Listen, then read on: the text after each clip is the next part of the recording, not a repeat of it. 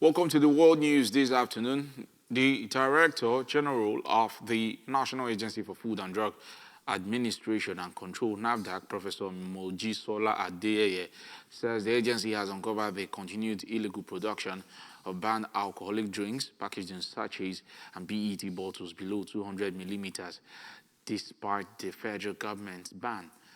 They disclosed this during a press briefing in Lagos while giving an update on the agency's nationwide mop-up operation against the banned alcoholic product. The NAFDAC board said investigation showed that some factories linked to the banned products found in circulation were actively producing them, contrary to claims that the products were old stock. They also alleged that some manufacturers had moved their production equipment to unregistered premises to evade regulatory authorities, while others removed company signboards to conceal their identities. She added that some enforcement officers were attacked during the operation, with one officer nearly stabbed and another physically assaulted, adding that factories found violating the directive would be shut down, while distributors and retailers involved in the sale of the products would face sanctions. Meanwhile, the House of Representatives has moved to address concerns in Nigeria's downstream petroleum sector, opposing dollar-denominated charges on locally refined petroleum products and announcing plans to investigate alleged irregularities in fuel import license allocations. The House Committee on Petroleum Resources Downstream disclosed this during an interactive session with key stakeholders in the petroleum sector. The chairman of the committee, Kenga Ogochinyere, said relevant agencies, including the NMDPRA, the NUPRC, the NPA, the CBN, and refiners, would be invited to respond to the issues raised. Ogochinyere expressed concerns over the continuous charging of port fees in US dollars for petroleum products refined and transported within Nigeria, saying the practice could increase the pump price of premium motor spirits, PMS, adding that the committee would investigate allegations that fuel import licenses for the first, second, and third quarters of 2026 were allocated to the same group of marketers. The Depot and Petroleum Product Marketers Association of Nigeria, DAPMAN, called for greater transparency in fuel import license allocations and urged the federal government to retain fuel imports as a regulated contingency measure to prevent shortages whenever domestic supply is insufficient. In Uganda, there has been officially declared free of Ebola 42 days after the last patient was discharged following an outbreak that has recorded 20 confirmed cases in the country. The declaration comes 10 weeks after Uganda identified its first cases, with authorities linked to an outbreak in neighboring Democratic Republic of Congo. Uganda's health ministry said all known contacts of infected patients had completed a 21-day follow-up without any further evidence of transmission. Authorities had introduced measures to prevent the spread of the virus, including cancelling large gatherings and restricting public transportation and flights between Uganda and the Democratic Republic of Congo. The World Health Organization recommends a 42-day period without infections after the last patient is discharged before a country can be declared Ebola-free.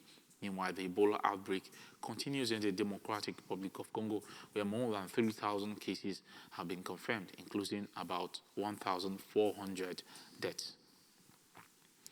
The United States has announced restrictions on new foreign-made advanced robots, including humanoid and four-legged robots, citing potential risk to national security. The Federal Communications Commission, FCC, said the affected robotic devices have been added to its covered list of goods and services considered a threat to U.S. national security.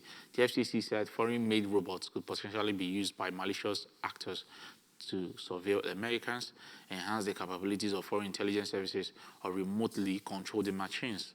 The agency also added foreign-made power inverters, which are used in data centers and solar energy systems, to the list over concern that they could be exploited to steal data, facilitate remote access, or support cyber attacks. The registration applied to new foreign-produced models and do not affect existing models that had already been authorized by the FCC. China has criticized the decision, with its embassy in Washington accusing the United States of politicizing trade issues and targeting Chinese companies with what it described as groundless sanctions.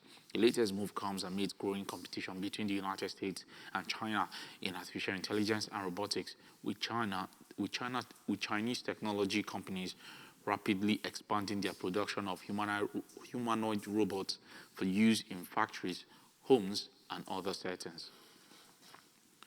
On sport this afternoon, FIFA has proposed creating a new commercial subsidiary valued at $20 billion to oversee major competitions, including the World Cup and Club World Cup, in a move that has drawn strong competition, or rather opposition, from European football's governing body, the UEFA.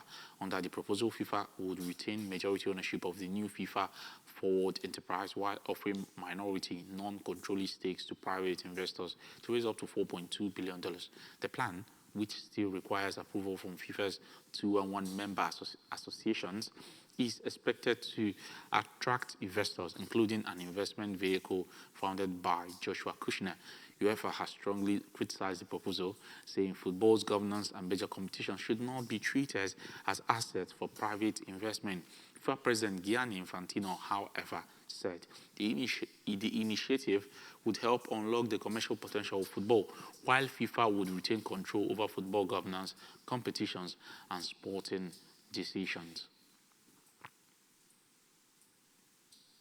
Remember that you can follow news and program on ABS from any part of the world via our website on www.absradiotelevision.com. Subscribe to our YouTube channel at ABS Radio Television. Follow us on our social media handles at ABS Radio Television, on Facebook at ABS Radio TV, on Instagram and X. And that was the world news at noon. My name is Obina. Do have a very positive rest of the day.